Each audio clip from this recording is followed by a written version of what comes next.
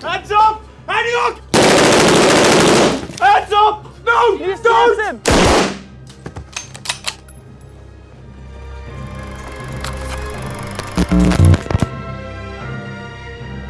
When you start a war, what matters is not being right, but winning.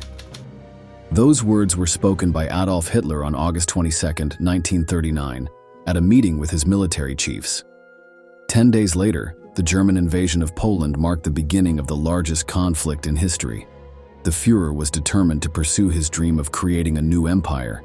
He knew that to do so, he would have to crush numerous rivals. In his eyes, these were inferior to the Nazis, but time changed his perceptions.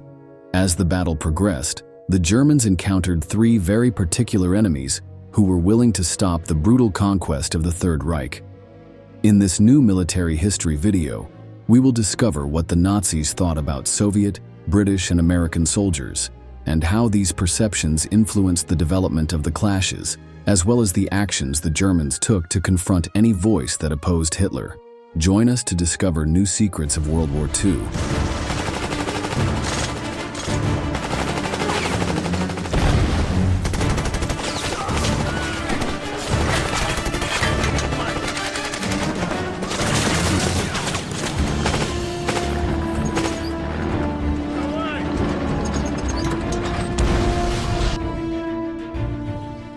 The dense European climate foretold news of war.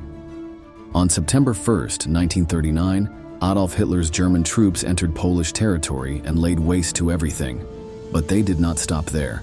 In the first months of 1940, the invasion spread to Norway, Denmark, the Netherlands, Belgium, Luxembourg, and finally to a great power, France.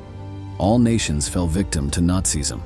The Third Reich had given a clear demonstration of its power, and with high confidence it continued with its plans of conquest. However, they began to encounter unexpected resistance from rivals they believed to be inferior. And at the top of that list are the Soviet soldiers.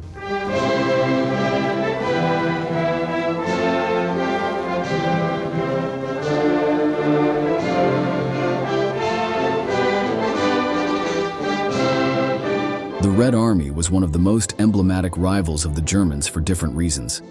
In principle, the relationship between both countries during the war period had ups and downs, although always with great tension in between. Before the conflict broke out, the nations had signed a non-aggression pact with each other, which also concealed a dark secret. Although it was not written in the agreement, Hitler and Stalin had defined how they would divide Poland when the war began. This made them allies. Despite this, the Nazi leader was openly against the communist regime of this temporary partner. After the great conquests of his men, Hitler decided to betray Stalin, launching the so-called Operation Barbarossa on June 22, 1941, which consisted of invading Soviet territory. From there, another story began. The German people fervently supported the decisions of their leader, which generated great optimism of achieving victory and aroused enormous contempt for the soldiers of this new enemy. At the beginning of the operation, the Nazi fighters greatly underestimated the Soviets. This was influenced by the propaganda of the Third Reich, which presented the members of the Red Army as subhumans. This was a racist term used by the Germans to refer to peoples they considered inferior, such as Slavs and Jews. This negative image was designed to justify atrocities committed on the Eastern Front, including brutality towards prisoners of war and civilians from the Soviet Union. К советским солдатам у немцев было особенное отношение. Сначала они смотрели на них крайне негативно, через призму навязанной пропагандой еврейско-большевистской угрозы. Советские солдаты изображались как нищие варвары, которые хотят на своих штыках принести в Европу дикие большевистские порядки. The Soviet Union was seen as a chaotic state that would quickly collapse in the face of a German invasion. Poorly organized and ill-equipped, they were motivated only by fear of repression. Blitzkrieg had been successful on other fronts, and the first advances in this territory during Operation Barbarossa seemed to confirm the belief that Stalin's fall was imminent. They had even managed to capture large numbers of Red Army warriors. However, towards the end of 1941, this view began to change.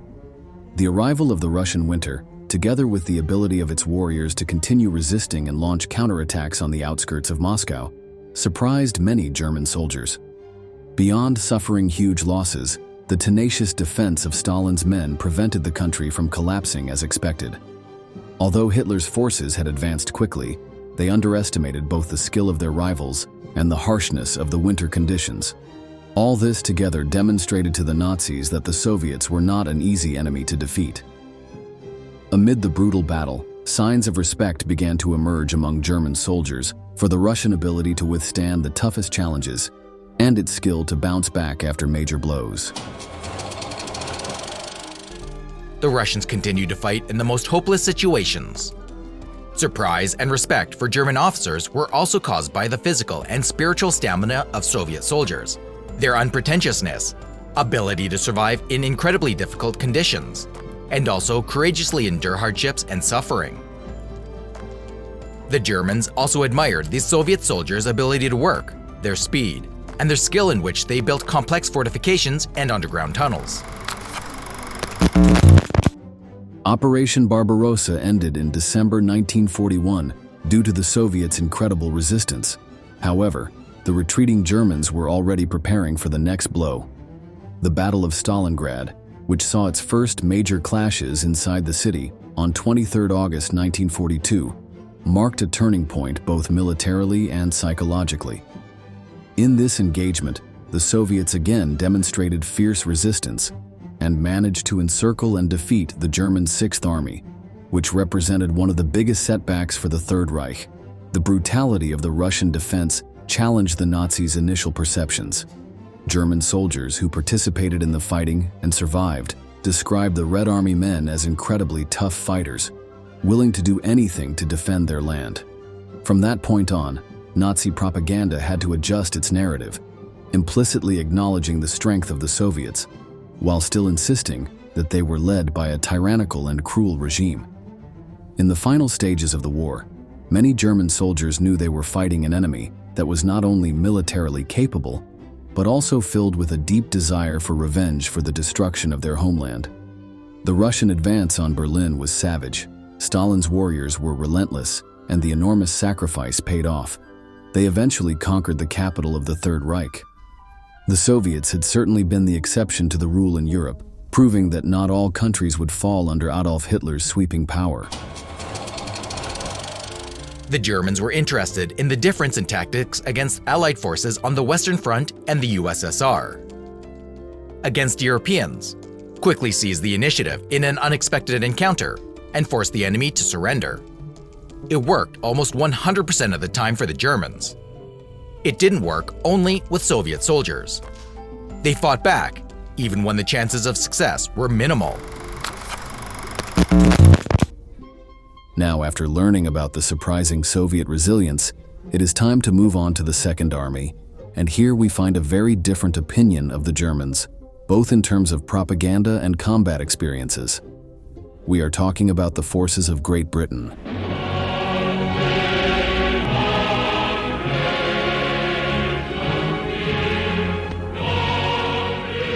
The Germans, especially the officers and soldiers, had a deep respect for the British military tradition.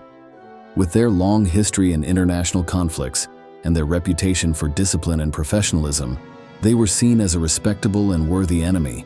It was openly acknowledged that facing the British would be fighting against a well-trained and highly experienced force. During the First World War, both armies had had intense clashes, and that memory also influenced the German perception of the British. There was a kind of honorable rivalry between the powers, and Hitler's warriors considered them more similar to them in terms of organization and approach to the fight. However, the opinion of the Third Reich also included a harsh criticism of the High Command, finding a deficiency in the tactics in the field. The Germans gave British soldiers the nickname lions led by donkeys. The Germans regarded the British military as professional, disciplined, well-trained, brave, and tenacious. But the British were uninitiated compared to the Germans. Their tactical understanding was at zero. They didn't know how to adapt to circumstances. Despite this aspect that allowed the Nazis to feel superior, respect for the British was never lost. On the contrary, it was reinforced after the Battle of Britain, fought between July 10th and October 31st, 1940. The Germans, who expected a quick aerial victory that would lead to a possible invasion of the islands, encountered unexpected resistance from their opponent. Despite the overwhelming numerical superiority of the Nazi fleet, their rivals managed to resist the intense bombings, which generated a mixture of admiration and frustration among the Führer's men. The ability of the British to defend themselves in the skies, their effective use of radars, and the organization of their air defense impressed everyone in Berlin. Even Hitler himself felt a renewed respect for Britain's forces after the failed operation, although he underestimated their ability to stay in the war in the long term. On the other hand, the little-known front in North Africa also influenced the German perception of the English. In this theater of operations, the Afrika Korps of the renowned Nazi general Erwin Rommel fought mainly against the British Eighth Army, developing a mutual admiration between soldiers of both sides. Rommel was highly respected by the British fighters, and the Germans did the same for the tenacity of the enemy in the desert fight. Unlike on the Eastern Front, where hostilities with the Soviets were extremely brutal, in North Africa there were episodes of more chivalrous treatment between the sides. Truces to rescue the wounded were often respected, and in general the Nazi perception of the British was that of disciplined soldiers with a strong sense of military honor. Beyond all this, the fighting was still bloody and savage.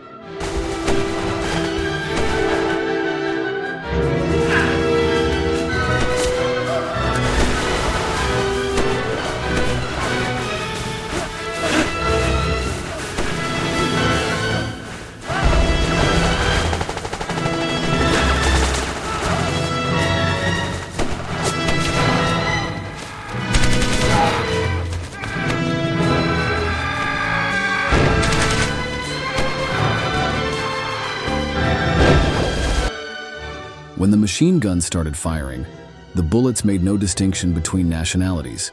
In the midst of battle, only survival mattered. But on the outside, Nazi propaganda also offered criticism of the British, although much more moderate than that directed at the Soviets. Despite political hostility toward Britain's government, especially Winston Churchill, German advertising often portrayed the British as worthy adversaries. Their ties to decadent imperialism were highlighted, and their supposed dependence on the United States and Jewish money was often emphasized. However, dehumanization, or the image of subhumans that was so common in propaganda directed at Stalin's Red Army, was rarely resorted to. Instead, they were portrayed as a nation that had made irrational decisions in continuing the war against Germany. This contrasted with the brutal image projected of the Soviet Union and its soldiers. There was also a historic naval rivalry with Britain that continued into World War II. The British Navy had a long-standing reputation for being one of the best forces in the world, which commanded respect among the Nazis. In this context, Hitler's fleet of ships saw the British as a fearsome opponent in the Atlantic, where a prolonged war of attrition was being waged. Finally, after facing fierce air defense and knowing that respectable position on the oceans, on land, the enormous firepower that Great Britain had at its disposal to accompany the Allied operations was feared. The Germans marked the British artillery as a plus. It deployed 3 to 5 times faster than American artillery, and all the Allies in the West relied on the support of the British artillery. Towards the end of the war, the Germans kept their eyes on British soldiers, and on many occasions surrendering Nazi forces preferred to surrender to them rather than end up as prisoners of the brutal Soviets. Now it is time to move on to the last enemy on this list.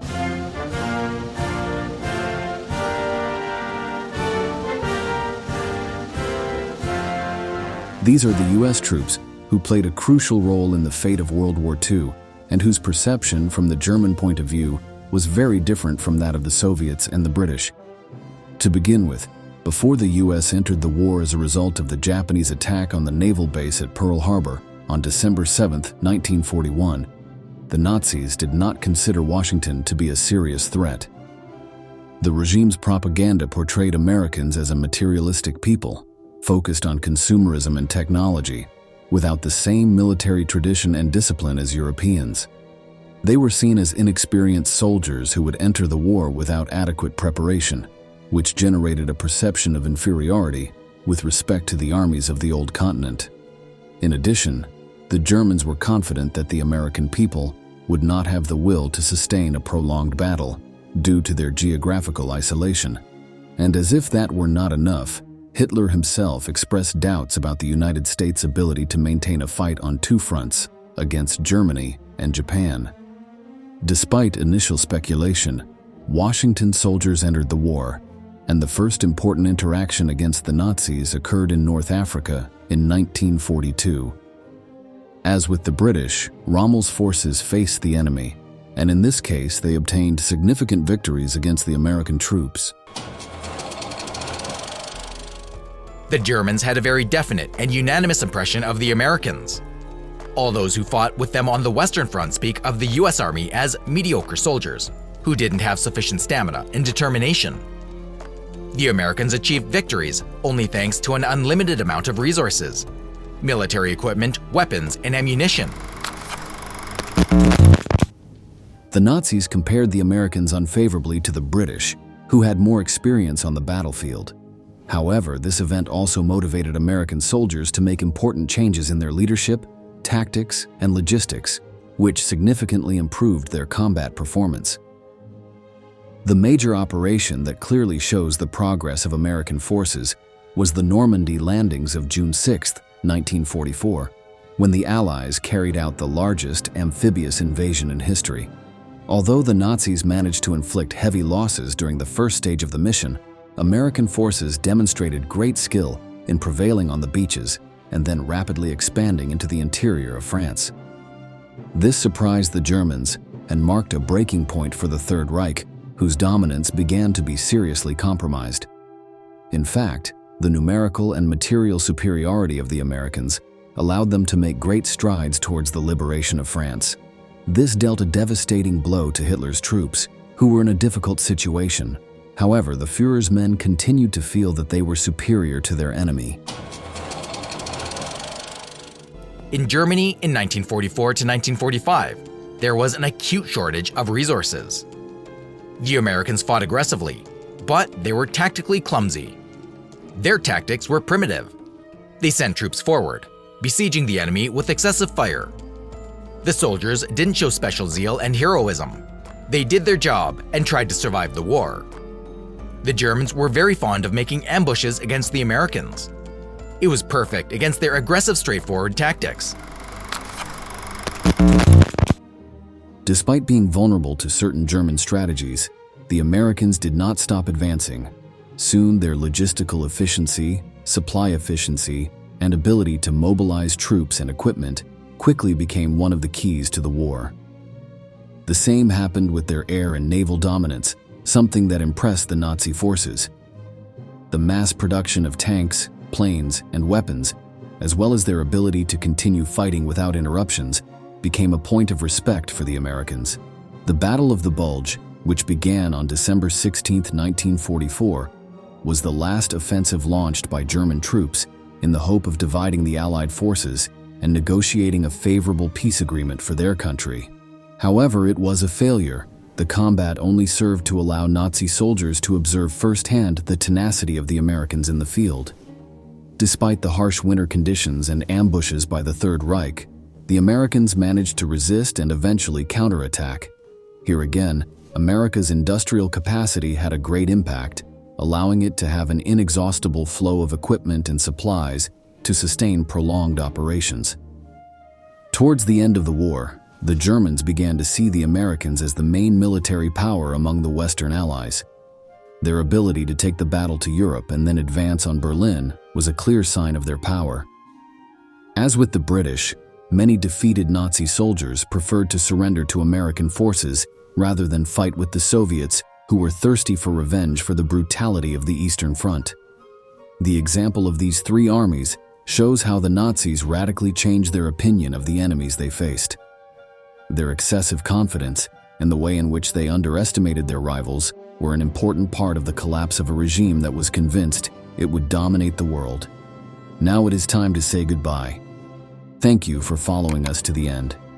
We will wait for you in our next military history video.